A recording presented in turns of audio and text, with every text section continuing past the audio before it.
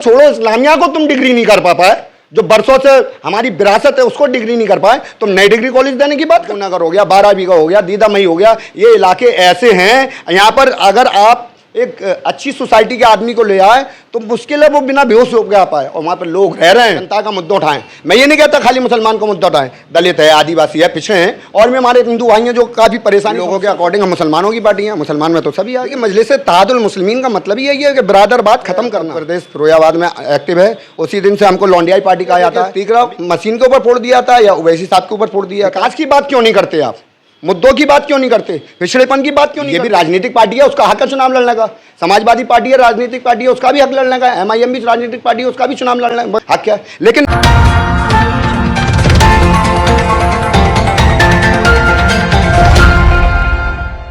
मैं मोहम्मद तालिब, आप देख रहे हैं MTF न्यूज़।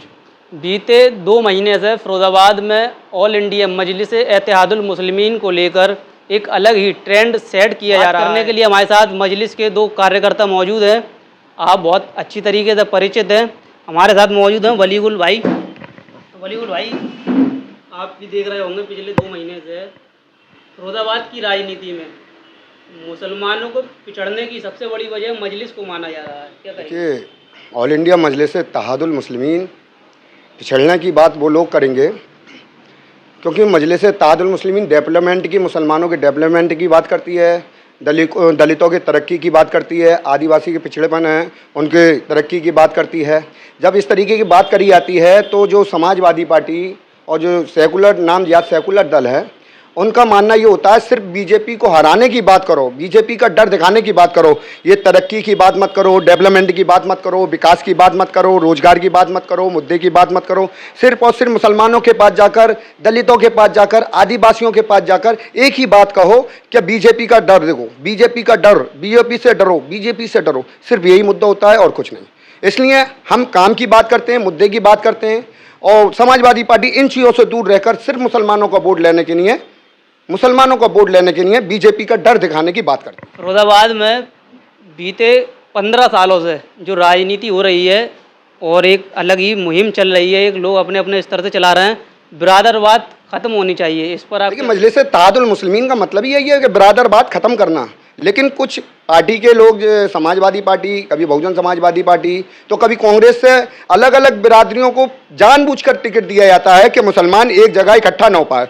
कोई अंसारी को टिकट दे देता है, तो कोई सिद्दीकी को टिकट दे देता है, कोई पठान को टिकट दे देता है, और फिर इस तरीके से मुसलमानों का बटाधार हो जाता है। और जब जब लोग बीजेपी के प्रत्याशी से आधे वोट से, आधे से भी आधे लेके आते हैं तो ठीक राम मजलिस के ऊपर फोड़ देते हैं। अपने हारने की वजह खुद ही नहीं देखते कि हम क्यों हारे। बीजेपी का विरोध में 60% वोट पड़ रहा है और बीजेपी को 40% वोट पड़ रहा है। विरोध वाला वोट 60% जो है ये पार्टियां अलग अलग भागों में लेती हैं, 20-20 बढ़ जाता है और बीजेपी जीत जाती है। और ले देके तीसरा मशीन के ऊपर फोड़ दिया जाता है या ओवैसी साहब के ऊपर फोड़ दिया जाता है। आप अपने गिरमान में कब जागोगे कि हम अलग अलग चुनाव लड़ रहे हैं? अभी बंगाल में चुनाव हुआ, कुछ दिन पहले की बात है, आपने देखा कांग्रेस 294 सीटों पर चुनाव लड़ी और ममता बनर्जी की पार्टी भी 294 सीटों पर चुनाव लड़ी, वाम दल भी वहां पर 294 सीटों पर चुनाव लड़ा, अब बीजेपी भी 294 पर लड़ी। तो सेकुलर मिजाज के लोग हैं जो चाहते हैं देश में सामान और शांति रहे, वो वोट 70% है, लेकिन वहाँ 3 भागों में वोट 70% बटा और बीजेपी 40% वोट लाके सत्ता में आ गई। विरोध में वोट ज्यादा होने के बावजूद बीजेपी सत्ता में आई। वजह क्या? कांग्रेस अलग गुरूर घमंड में चूर थी, ममता अलग गुरूर घमंड में चूर थी, वाम दल अलग गुरूर घमंड में चूर थे, सबने अलग अलग ठेका ले रखा था बीजेपी को हराने और बीजेपी जीत गई। फिरोजाबाद की राजनीति पर हम बात करें, एक 2, 3, 4 चेहरे ऐसे हैं जिन्हें मुस्लिम क़यादत का चेहरा बनाकर सामने लाया जाता है फ्रंट पर, और वो भी जिम्मेदारी को बखूबी निभाते हुए नजर आते हैं उनके तरफ से। तो आप इस पर क्या कहेंगे? और साथ ही फिरोजाबाद में मजलिस को ले रहे हैं कि ये एक लौंडियाई पार्टी है और ये सिर्फ वोट खराब करने के लिए मैदान में उतरती है। पहले तो आप मुझे बताइए कौन सा जो मेन चेहरे आप बताएं कि कौन से मुद्दे पे कब नजर आते हैं, आप बताएं। कभी कोई हादसा होता है तो सिर्फ फोटो खिंचाने नजर आते हैं, कभी कोई बात हो जाती है। अभी जुलूस के दौरान हमारे जो नौजवान भटके हुए थे, जो मोहल्ले में चले गए थे गलती से, कौन खड़ा हुआ नजर आ जाता? हाँ, वो लोग तब नजर आते हैं जब अच्छे भैया आते हैं तो फोटो और सेल्फी और उनके आगे हाथ जोड़ते हुए तभी नजर आते हैं वो। अब इस तरीके का आप उनको मुस्लिम लीडर कहेंगे तो भाई मैं नहीं मानता। आप बीच में आकर जनता का मुद्दा उठाएं। मैं ये नहीं कहता खाली मुसलमान को मुद्दा उठाएं, दलित है, आदिवासी है, पिछड़े हैं, और भी हमारे हिंदू भाई हैं जो काफी परेशानी समस्याओं से जूझ रहे हैं। आपने कहा कि खाली मुसलमानों का, एक ट्रेंड और चल रहा है कि मुस्लिम क़यादत। देखिए, मुस्लिम क़यादत ये है कि मेरी आवाज भी उठाने वाला होना चाहिए। यादव क़यादत, अब यादव क़यादत को हम कहें तो अपने मुंह से नहीं कहेंगे। दलित क़यादत मायावती संभालती हैं, यादव का अखिलेश यादव जी संभालते हैं, और ब्राह्मण हैं, बनिया जी लोग अपने मानते हैं। इसी तरीके से मुस्लिम क़यादत की बात होती है। मुस्लिम क़यादत का मतलब ये नहीं होता कि हिंदुस्तान में मुसलमानों को राज होना है। हिंदुस्तान सबका है, सबका है, सबका रहेगा, किसी एक का नहीं है। मुस्लिम क़यादत की बात ये होती है जब कुर्सी के 4 पाए हैं तो एक पाया मुस्लिम क़यादत का भी नजर आना चाहिए, जो आज 80 सालों से आज़ाद हिंदुस्तान के बाद एक भी पाया नजर नहीं आता है। ये लौंडियाई पार्टी पर क्या कहेंगे? लौंडियाई पार्टी तो आप तो जानते हो हमारे ऊपर जब से हम आए, मजलिस ताजुल मुस्लिमीन 2014 से उत्तर प्रदेश फिरोजाबाद में एक्टिव है, उसी दिन से हमको लौंडियाई पार्टी कहा जाता है। हम भी कहते हैं कि सारे लौंडों का जितना भी उत्तर प्रदेश के फिरोजाबाद के लौंडे मजलिस ताजुल मुस्लिमीन वोट दे देंगे तो तुम कहीं पर भी नजर नहीं आओगे। साथ एक और साथी मौजूद है, जावेद भाई। हम इनसे चर्चा करेंगे और जानने का प्रयास करेंगे कि खासकर फिरोजाबाद की राजनीति को लेकर एक किस तरह से देखते हैं, और बीते 10 साल से करीब जो मजलिस के साथ जुड़े हुए भी हैं। जावेद भाई क्या कहेंगे? देखा, फिरोज़ाबाद की राजनीति को लेकर के हम ये कहना चाहते हैं, जैसा कि आपने देखा फिरोज़ाबाद के मुसलमान जो है, नई आबादी के मुसलमान हैं और भी हैं, इनका वोट तो लेना ये चाहते हैं। अभी आपने देखा होगा अच्छे भैया को भर भर का वोट दिया गया। अच्छे भैया को वोट दिया गया किस बिना पर वोट दिया गया कि मुसलमान आबादी में विकास हो सके। उनके विकास नहीं होता हुआ अच्छे भैया जिस दिन से जीते हैं उन्होंने अपना चेहरा नहीं दिखाया, गुमशुदा हैं वो फिरोज़ाबाद की सरजमी से। वो कब आते हैं? जब उनका बर्थडे होता है, वो अपना केक काटने और फ़ोटो खिंचवाने के लिए लोगों के बीच में आ जाते हैं, दिखाते हैं हाँ मौजूद हैं। आप ये बताएं, जहाँ जहाँ से मुसलमान का वोट लिया गया, अच्छे भैया क्या वहाँ पहुँचे एक भी दफ़े, या उनके हक़ में कोई आवाज़ उठाई? उन्होंने एक ऐसा पैसा खड़ा कर दिया गया है कि मुसलमानों को मुसलमान से ही बुलवाया जाए। जैसा कि आपने देखा सोशल मीडिया पर एक ट्रेंड चल रहा है, मुसलमानों को खड़ा कर दिया गया कि मजलिस के खिलाफ बोला जाए। अगर इतने ही वो हैं तो तुम क्यों नहीं बोलते खुल के कि मुसलमान क्या मजलिस भी टीम है? ये मुसलमानों से क्यों बुलवाते हो? क्यों ये चाहते हैं मुसलमान गुलामी करें, इनकी दरी कुर्सी बिछाए? ये मुसलमानों को हिस्सेदारी देना नहीं चाहते, मुसलमान के हक़ की बात करना नहीं चाहते।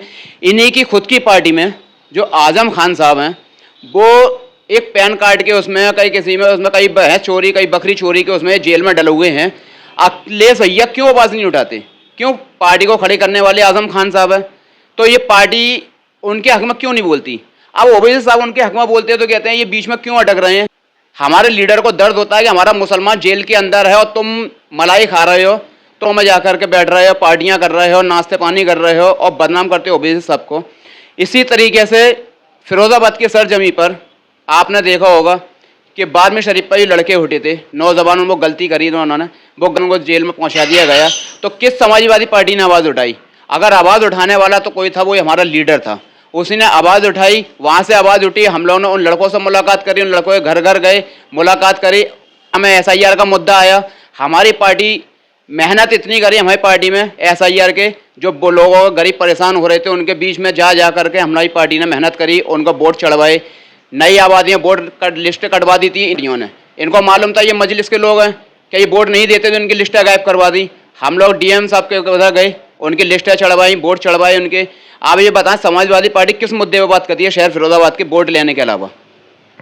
जैसा अभी बीते दिन एक पार्षद साहब ने एक क्लियर कर दिया कि उनकी पार्टी जाति को देख के कि किस वार्ड में किस विधानसभा में किसकी जाति ज़्यादा है उसे देखकर टिकट देती है, ये फैसला करती है।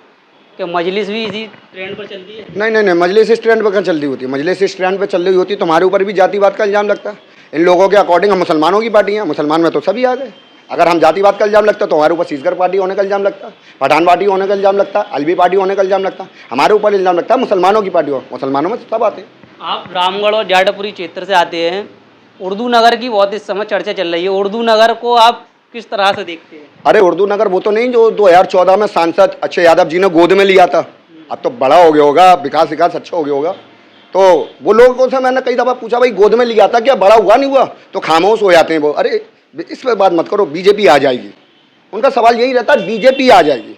मतलब समाजवादी पार्टी जब तक बीजेपी का डर नहीं दिखाएगी तब तक उसको वोट नहीं मिलेगा। टोटली राजनीति बीजेपी का डर दिखाने की है।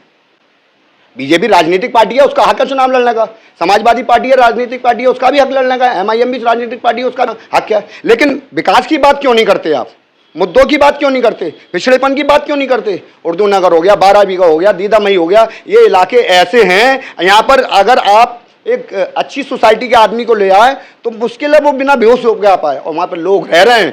अफसोस की बात होती है कि यहाँ के बड़े बड़े लोग उन इलाकों में चुनाव के वक्त जाते हैं और गरीब लोगों से मिलते हैं कि अच्छे भैया आए एक सेल्फी ले लो, और सेल्फी में ही अपना वोट दे देते हैं। और भी बहुत कुछ कहना चाहता हूँ लेकिन कहूँगा नहीं, क्योंकि मैंने देखा नहीं है। लिफाफे की बात सुनी है तो बिना देखी बात मैं नहीं कहता, अगर देख लेता लिफाफे की बात वो भी बोल देता। तो आगामी विधानसभा चुनाव को लेकर मजलिस क्या कुछ तैयारी कर रही है? मजलिस की तैयारी बहुत मजबूत है और इंशाअल्लाह इस बार मजलिस फिरोजाबाद फतेह कर रही है, और फतेह करने के बाद दिखाएंगे फिरोजाबाद में डेवलपमेंट क्या होता है, विकास क्या होता है। शिक्षा पर बात होगी, जो डिग्री कॉलेज देने का हर बार वो दिया जाता नहीं था झुंझुना, क्या डिग्री कॉलेज हम 1 देंगे, हम 3 देंगे, क्या हम 5 देंगे। अरे उसको छोड़ो, इस्लामिया को तुम डिग्री नहीं कर पाए, जो बरसों से हमारी विरासत है उसको डिग्री नहीं कर पाए, तुम नए डिग्री कॉलेज देने की बात करते हो और कुछ नहीं देते। चुनाव होने के बाद बैठ जाते हो, लोगों में आपस में नफरतें फैला देते हो। नीली पट्टी वाले और लाल और हरे पट्टी वाले आपस में नफरत करने लगते हैं। चुनाव से पहले जो एक थाली में खा रहे होते हैं, चुनाव के वक्त वो आपस में नफरत करने लगते हैं, और तुम नफरतें फैला के अपने घरों में जाकर बैठ जाते हो और लोगों में आपस में नफरत हो जाती है। हाल ये हो जाता है कि लोग जनाजा जा रहे होता है तो नौजवान, जो आज के नौजवान है, वो कहते हैं इसके जनाजे में मुझे फला बिरादर का है। ऐसे हालात तो कर दिए जाते हैं चुनाव में। अपने आंखों से अपने कानों से सुनाइए हाल। तो ये थे हमारे साथ ऑल इंडिया मजलिस इत्तेहादुल मुस्लिमीन के 2 कार्यकर्ता। आप यूथ के जिलाध्यक्ष भी रहे। बीते कई दिनों से मजलिस को लेकर जिस प्रकार से एक ट्रेंड सेट किया जा रहा था उस पर उन्होंने अपनी बात को रखा। आप इनकी किन किन बातों से सहमत हैं और किन से असहमत हैं, अपनी राय हमें भेज सकते हैं। मिलते हैं फिर किसी नए मेहमान के साथ। कैमरा पर्सन मोहम्मद इस्लाम के साथ मोहम्मद तालिब, MTF न्यूज़ फिरोजाबाद।